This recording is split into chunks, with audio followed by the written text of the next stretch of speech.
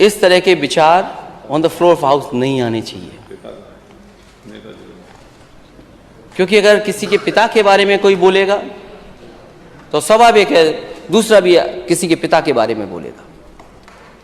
अगर आप परंपराओं पे चलना चाहते हैं तो ये परंपरा आपको छोड़नी होगी,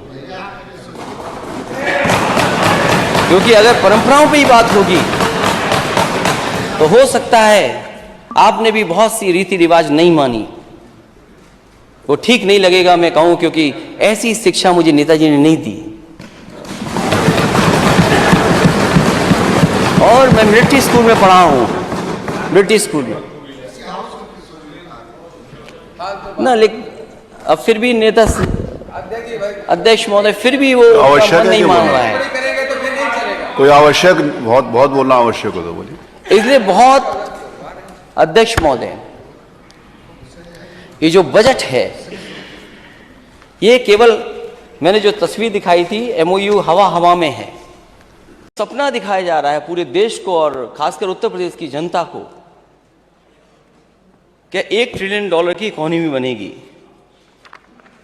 ये सरकार अगर $1 ट्रिलियन इकोनॉमी की सपना देख रही है तो सरकार को नीति आयोग का जो सतत विकास लक्ष्य 2020-21 की रिपोर्ट है और यूपी कहां स्टैंड करता है वो जरूर देखना चाहिए।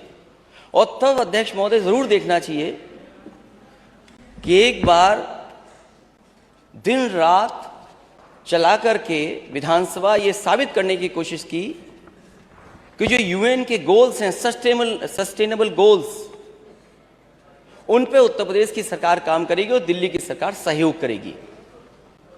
अगर उस समय सरकार ने जो दिन रात जगा करके माननीय सदस्यों को इसी सदन में बहस की थी, अगर सही मायने में उन चीजों पर काम किया होता और अपने बजट को खर्च किया होता, विभागों को बजट दिया गया होता, तो नीति आयोग को ऐसा नहीं कहना पड़ता। मुख्यमंत्री जी को अपना जो इकोनॉमिक एडवाइजर होगा कोई उनका, उसको बदल देना चाहिए।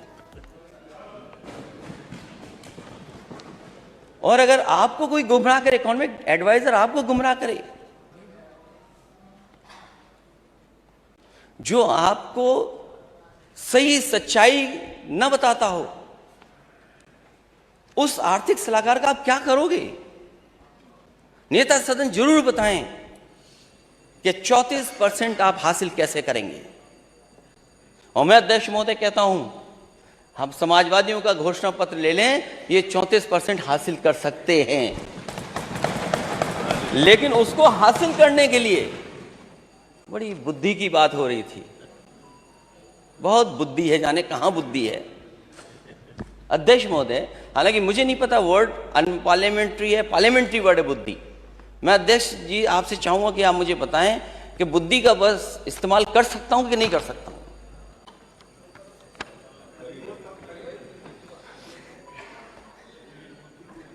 एक संस्था को हायर किया गया है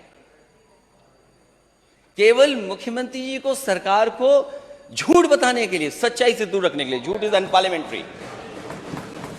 200 करोड़ रुपए दे रहे हैं आप कि डेटा को कैसे मैनेज किया जाए। जो आपने सच नहीं बोला कि हम 34% हासिल कैसे करेंगे, उस 34% को साबित करने के लिए आप 200 करोड़ एक कंपनी को दे रहे हैं। आप $1 ट्रिलियन इकोनॉमी बनाने के लिए आप 200 करोड़ खर्च कर रहे हैं।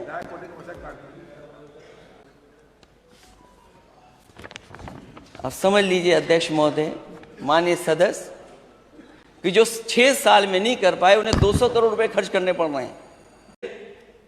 सरकार कहती है कि 4.2% अनएम्प्लॉयमेंट रेट है। जिस तरह गन्ने में गुमराह करते हैं, हम सदस्य जितने भी विपक्षी है वो ये पूछते हैं कि बकाया कितना है। सरकार कहती है हमने इतना पे कर दिया है।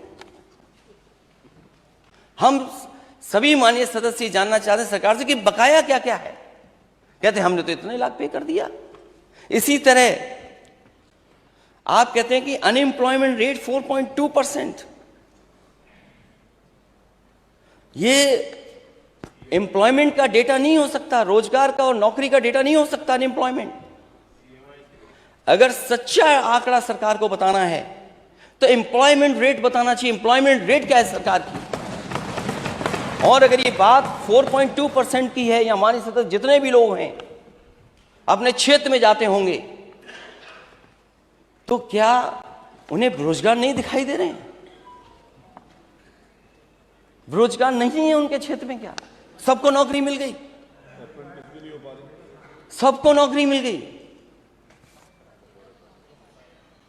इसलिए सरकार को एम्प्लॉयमेंट रेट बताना चाहिए, और जो विभागों में खाली पड़ी हैं नौकरियां को वो कब सरकार भरेगी।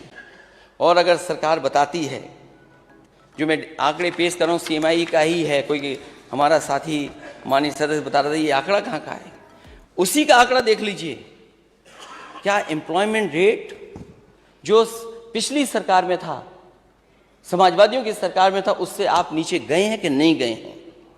अगर हम सीएमईआई का ही डेटा देखें, अगर हम centre for monitoring Indian economy का अगर हम डेटा देखेंगे, तो 17 से और 22 के बीच में आपके यहां गिरावट हुई है।